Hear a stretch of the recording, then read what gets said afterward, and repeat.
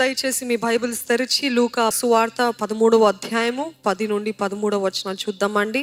విశ్రాంతి దినమున ఆయన యొక్క సమాజ మందిరములో బోధించుచున్నప్పుడు 18 ఏండ్ల నుండి బలహీనపరచు దయ్యము పట్టిన ఒక స్త్రీ అచ్చట నుండెను. ఆమె నడుము వంగిపోయి ఎంత మాత్రమును చక్కగా నిలవబడలేకుండెను. యేసు ఆమెను చూచి రమ్మని పిలిచి, అమ్మా, నీ బలహీనత నుండి విడుదల పొంది ఉన్నావని ఆమెతో చెప్పి ఆమె మీద చేతులుంచగానే ఆమె చక్కగా నిలవబడి దేవుని మహిమపరచెను. ఆమేన్, హల్లెలూయా. ఈరోజు మాట్లాడబోయే మాట, దేవుడిచ్చిన వాక్యము, వ్యర్థమైన సంవత్సరాన్ని తిరిగి పొందుకో. హల్లెలూయా, ఆమేన్. ఎన్నో సంవత్సరాలు వ్యర్థమైనాయి. ఈ సంవత్సరం కూడా వ్యర్థమైందేమో మీ జీవితాల్లో. ఈ సంవత్సరం కూడా ఏదో అలాగే వెళ్ళిపోయిందండి అని అనుకున్నట్లయితే దేవుడు మీతోటి రిడీమ్ ద లాస్ట్ ఇయర్స్, మిడతలు తినివేసిన సంవత్సరాలు నేను మీకు మరలా అనుగ్రహిస్తానని యోవేలు గ్రంథం 2వ అధ్యాయంలో రాయబడి ఉంటుందండి.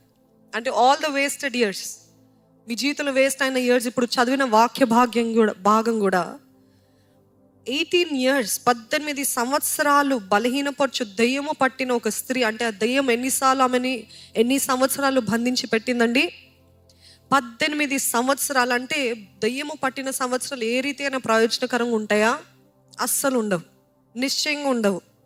దెయ్యాల చేత పీడించబడుతున్న వారు, దెయ్యాల చేత పట్టబడిన వారు, వారి జీవితంలో ఫలం అనేది ఉండదు, ఆనందం అనేది ఉండదు, సంతోషం అనేది ఉండదు, నెమ్మది సమాధానం అనేది ఉండదు. వారి జీవితంలో ఏది సాధిద్దామన్నా కానీ ఎటువంటి ప్రయత్నాలు జయం ఉండదు. అంటే ఇప్పటి వరకు ఈ స్త్రీకి ఎన్ని సంవత్సరాలు వ్యర్థమైన? 18 years. 18 years of wasted life. 18 years, 18 సంవత్సరాలు. ఈరోజు మనం అనుకొని చూస్తే, ఒకవేళ మీరు కూడా ఈ మాటలు వింటున్నప్పుడు, అవును కదా, నా జీవితంలో ఎన్ని సంవత్సరాలు వ్యర్థంగా వెళ్ళిపోయినాయి. నేను అది చేద్దాము, ఇలా అవుదాము అని పలానా సంవత్సరము నేను అనుకున్నాను, ఒక రెజల్యూషన్ తీసుకున్నాను. కానీ ఆ సంవత్సరం మొదలుకొని ఇప్పటి వరకు నా జీవితంలో ఎటువంటి మార్పు లేదుగాక ఇంకా హీనంగా మారాను, ఇంకా దీనదశ, ఇంకా పాడైపోయిన రీతిగా నేను ఉన్నాను అన్న పరిస్థితుల్లో ఉన్నట్లయితే దేవుడు మీతోటే మాట్లాడుతున్నాడండి. 18 సంవత్సరాల జీవితము వ్యర్థమైనప్పటికీ దేవుడు ఒక్కరోజు ఆలయానికి వచ్చాడు. ఒక్కరోజు దేవాలయంలో సమాజ మందిరంలో వచ్చాడు యేసు ప్రభు. ఆమెను చూసి, ఇదిగో నిన్ను బాగు చేస్తున్నాను, ఆ దెయ్యాన్ని వెళ్ళగొడుతున్నానని ఒక్క మాటతోటి చెప్పగానే దెయ్యాలు వెళ్ళిపోయిన ఆమె తిన్నగా నిలబడ్డది. ఆమె చక్కగా నిలబడి దేవుని మహిమపరిచింది. ఇమాజిన్, అనుకొని చూడండి, ఒకవేళ ఆ రోజు కానీ ఆ స్త్రీ ఆలయంకి రాకపోయి ఉంటే, ఎటువంటి చలికాలం అని చాలామంది చలి భయపడి ఇంట్లోనే ఉంటానని ఇంట్లో నుండి చూస్తున్నారేమో మీటింగ్. కానీ ఒకవేళ ఈరోజు దేవుడు తన ఆత్మను పంపించి, పరిశుద్ధాత్ముడు మన మధ్యలో ఉండి, ఇదిగో నేను నిన్ను ముట్టే దినము, నీ జీవితంలో నిన్ను విమోచించే దినమని ఈరోజు నిర్ణయించుకొని ఇక్కడ వచ్చినట్లయితే, ఆయన వచ్చాడు, మీరు రాలేదు. రాకపోతే ఆయన ఏం చేయగలుగుతాడు? He cannot do. ఆ స్త్రీ కూడా, ఇది చలికాలం కదా, నేను ఇంట్లో ఉంటా, నాకు బాగాలేదు, నా నడుము వంగిపోయింది, నేను లెగలేని పరిస్థితి.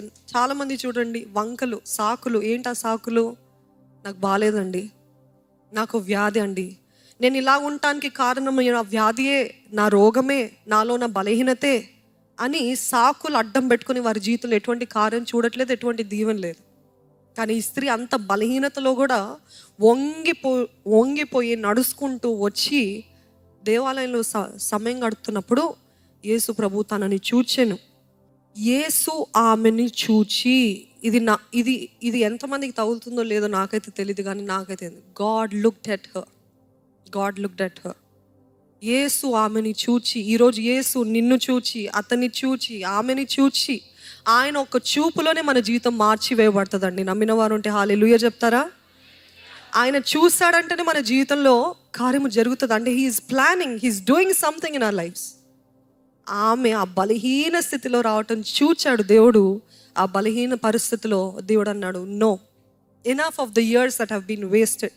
18 సంవత్సరాలు ఈ అపవాది చేత ఎంతగా బాధపడుతున్నావు. Enough is enough. ఒకవేళ ఆ రోజు కానీ ఆమె వెళ్ళకపోయి ఉంటే ఆమెకి విడుదల లేదు. ఈరోజు మన జీవితంలో చెప్పదలుచుకుంది ఏంటంటే, ఎన్నోసార్లు దేవుడు చేయడానికి సిద్ధంగా ఉన్నాడు, ఎన్నోసార్లు దేవుడు వచ్చాడు, ఎన్నోసార్లు దేవుడు తలుపు తెరిచాడు, కానీ మనము దానిలో అడుగు పెట్టట్లే. మనము ఎన్నోసార్లు అవకాశాలని పోగొట్టుకున్నాము. మనం ఎన్నో సంవత్సరాలు వ్యర్థం చేసుకున్నాము. దేవుడు చెయ్యక కాదు, దేవుడు చెయ్యలేక కాదు. మన సాకులు, మన వంకలు, మన నిర్లక్ష్యత, మన సోమరితనం బట్టి మనం ఉన్న స్థితి కంటే దీన దశలోకి వెళ్ళిపోతున్నాం. ఈ మాటలు వింటుంటేనే మీకు అనిపిస్తుండొచ్చు, ఆ రోజు అవకాశం దేవుడు ఇచ్చిందే కదా, ఆ అవకాశం దేవుడు తెచ్చిందే కదా. నేను నా నిర్లక్ష్యతను బట్టి, నా ఇన్ఫీరియారిటీ కాంప్లెక్స్ బట్టి, లేకపోతే నేను ఇంట్రోవర్ట్ని కాబట్టి నాకు సిగ్గు ఎక్కువ, నాకు మొహమాటం ఎక్కువ. ఆ మొహమాటం బట్టి ఎన్నిసార్లు ఎన్ని అవకాశాలు దేవుడు, ఇదిగో this is your break through, ఇది నీ అవకాశం, this is your time to shine, arise, లెమ్ము తేజరిల్లుము, దేవుని వెలుగు నీ పైన ప్రకాశించింది అని దేవుడు అవకాశం తెచ్చినప్పుడు, వద్దండి మీరండి, నువ్వు తీసుకో అవకాశం, నాకొద్దు నాకు భయం వేస్తుంది అని మాటలు చెప్పి ఎన్నిసార్లు మన జీవితాల్లో అవకాశాన్ని పోగొట్టుకున్నామండి. ఈ అవకాశాలు ఒక్కసారే వస్తాయి. ఈ అవకాశాలు, దేవుడిచ్చే అవకాశాలు, దేవుడు నమ్మదగిన దేవుడు. ఒకవేళ ఎన్నో అవకాశాలు ఇస్తాడేమో, కానీ ఆ సీజన్లో మీరు ఆ అవకాశం వాడుకోలేదు కాబట్టి, ఆ కాలంలో మీరు వాడుకోలేదు కాబట్టి ఏ కాలంలో అది పనికి రాదు. మళ్ళీ దేవుడు ఆ సీజన్ కానీ ఆ అవకాశాన్ని, ఆ అభిషేకము దానికోసం ఇచ్చాడు. See, for every season there's a particular kind of anointing. Do you know that? ప్రతి కాలానికి ఒక ప్రత్యేకమైన అభిషేకం ఉంటుంది. నేను ఆ రోజు పొందుకున్న అభిషేకం నాకు 50 years తర్వాత ఇదే కంటిన్యూ అవ్వాలంటే కాదు. ఆ సీజన్కి ఆ అభిషేకము, ఆ సీజన్కి దేవుడు నిన్ను ఆ రీతిగా అభిషేకించాడు. ఆ రోజు నిన్ను పాట పాడటానికి అభిషేకించాడు, ఈరోజు వాక్యం చెప్పడానికి అభిషేకిస్తున్నాడు. లేదు నన్ను పాట పాడటానికి అభిషేకించాడు అంటే కుదరదు. దేవుడు ఒక సీజన్లో ఒక్కొక్క రీతిగా ఒక్కొక్కరిని వాడుకుంటాడండి. అట్లా ఎన్నో అవకాశాలు మన జీవితాల్లో పోగొట్టుకున్నాము. But this is the time. ఈ వాక్యము వింటున్న ప్రతి ఒక్కరు కూడా మీరు జ్ఞాపకం చేసుకోవాలి, ఈసారి నాకు దేవుడు అవకాశం ఇస్తే పట్టేయాలి. హక్కున దిక్కున లేచాడంట భర్తమై, హక్కున పట్టేయాలి. ఈ అవకాశం నేను పోగొట్టుకోను అని పట్టుదల కలిగి ఉండాలండి. Take this promise. ఏది ప్రతి ఒక్కరము చదువుదామండి. కీర్తనలు 102 13వ వచనం. నీవు లేచి సియోనును కరుణించెదవు, దాని మీద దయ చూపుటకు కాలము వచ్చెను. నమ్మిన వారుంటే హల్లెలూయా అని చెప్తారా? హల్లెలూయా. It is time. దయ చూపే కాలము వచ్చింది అని దేవుడు అంటున్నాడు. దేవుడు దయ చూపించే కాలంలోనే ఉన్నాము, కానీ మీరు సిద్ధంగా ఉన్నారా? చూడండి, మన జీవితాలు ఎన్నో అవకాశాలు మనము పోగొట్టుకుంటాం. అదే రీతిగా మనం అనుకుంటాము, నాకు ఈ సమయం అంతా కూడా కుదురుతుందిలే, నేను అనుకున్నట్టు జరుగుతుందిలే, ఇంకా టైం ఉంది కదా, దెర్స్ ఆల్వేస్ అ టుమారో అని మాటలు మనకి బాగా వింటూ ఉంటాం. It's good to be positive, but at the same time don't be too lethargic, too easy on it. ఏంటి, రేపు కూడా ఉంది కదా, రేపు చూసుకుందాంలే అని అంటున్నారా? ప్రొక్రాస్టినేట్ చేస్తున్నారా? మనం అనుకున్నట్టు అన్ని సమయాలు, అన్ని కాలాలు మన తగినట్టు జరగవు. నమ్ముతున్నారా? మనం అనుకున్నట్టు మన కాలము ఉండదు, ఆ కాలం ఉండదు. అందుకనే ప్రతి ట్యాబ్లెట్ పైననో లేకపోతే ఏదైనా ప్రోడక్ట్ పైననో ఏముంటుందండి, బెస్ట్ బిఫోర్ అని అంటారు. ఏంటి బెస్ట్ బిఫోర్ అంటే ఏంటి? దానికి అర్థము, ఈ కాలం వరకే ఇది నీకు పనికొస్తుంది, ఈ కాలం వరకే నువ్వు దీన్ని ఉపయోగించవచ్చు, ఈ కాలము దాటిందా నువ్వు ఉపయోగిస్తే అది నీకే తంట, నీకే రిస్క్, అది నీకే ప్రమాదకరం. అది బెస్ట్ బిఫోర్ అని ఎందుకంటారు? ఎందుకంటే ఈ కాలం వరకు. ఈరోజు మన జీవితాలు కూడా అవకాశాలు దేవుడు ఈ కాలంకి ఇచ్చాడు. మీరు అంటున్నారు, నేను మరుసటి సంవత్సరంలో చూస్తా, నేను వచ్చే సంవత్సరంలో ట్రై చేస్తాను. No, God has open this door for now, for this season. ఈ అభిషేకం ఈ సీజన్కి దేవుడు ఇచ్చాడు.